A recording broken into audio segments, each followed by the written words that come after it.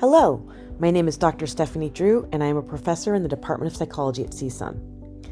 If you are applying to graduate school or considering applying to graduate school, there are many different things you will need to consider. This quick presentation is focused on a few tips to help get you started. Regardless of the type of graduate program that you're applying to, there are several different things that are typically standard in an application packet.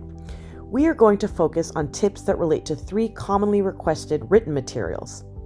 These are a curriculum vitae, or CV, but sometimes you might get asked for a resume, a written statement, typically in the form of either a personal statement or a statement of purpose, and letters of recommendation. In academic settings, a curriculum vitae, or CV, is typically requested more often than a resume. Both documents provide a description of your skills and relevant accomplishments with some key differences. Resumes are typically used for job applications and are limited to 1 or 2 pages. Curriculum vitae, or CVs, which is Latin for course of life, typically do not have a length restriction. Regardless of which one your program is requesting, you should consider several different aspects of your academic career up to this point.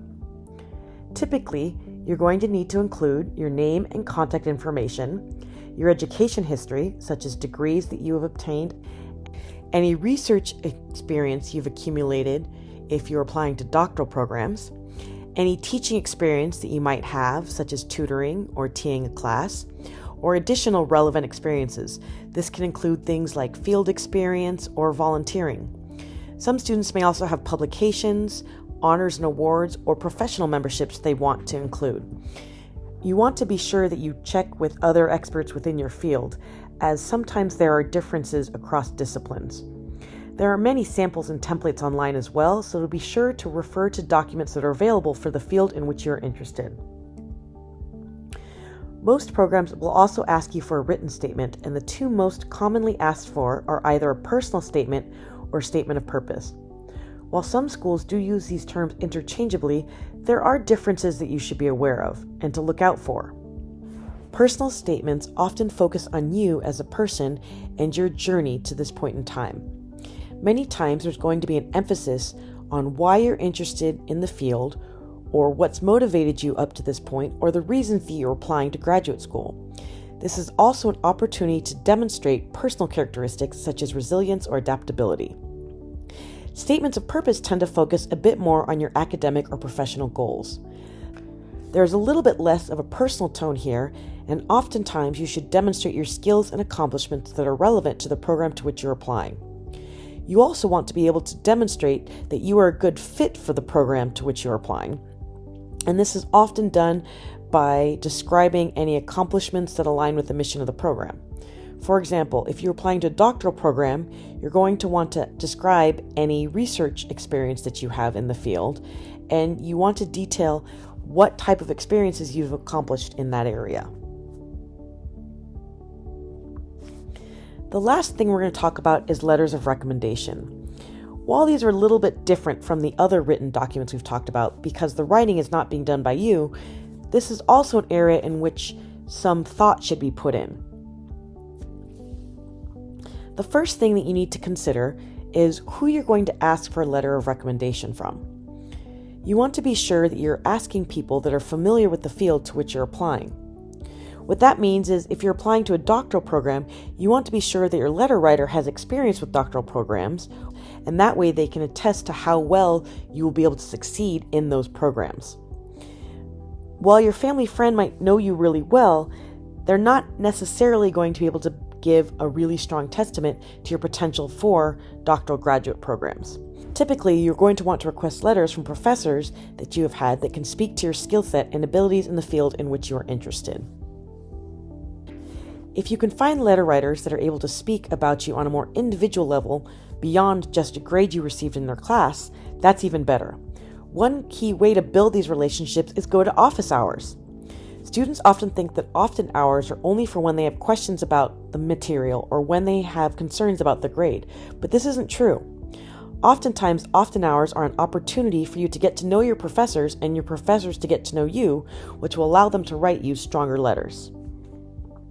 You also need to be thoughtful of the time it takes to write a really thoughtful letter. When you are planning to ask faculty for letters, you also need to be mindful of some time requirements.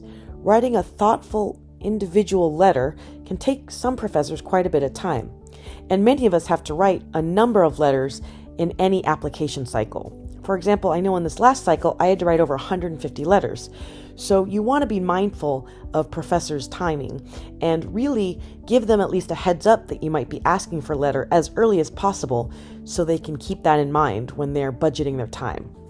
You also need to be aware that some faculty members may have a minimum amount of time required prior to a application deadline for any requests. Oftentimes, you'll see professors requiring any requests at least a month or two in advance of when the deadline is. So keep this in mind when you're considering when your programs have deadlines and asking professors for a letter. When you do decide on who you want to write your letters, there are a couple ways you can do this. You can either do it in person or via email. If you're going to do it via email, make sure that you identify who you are and how you know them. For example, what class you may have had with them and when. You also want to include relevant information such as what types of program you're applying to and when the deadlines are. Be prepared to provide them with additional information they might request, such as a resume or a CV. Also, when you are asking, be sure to ask if they are comfortable writing you a strong letter of recommendation. Some students think that a mediocre letter is better than no letter at all, but this is not necessarily the case. You want to have the strongest application packet possible. So if a faculty member says that they are not confident that they can give you a strong letter, thank them for their time and honesty, and make sure you consider other people that might be able to provide you with a stronger letter. These are just a couple of tips to get you started with thinking about your application materials, but there are many resources at CSUN that can provide you with additional guidance.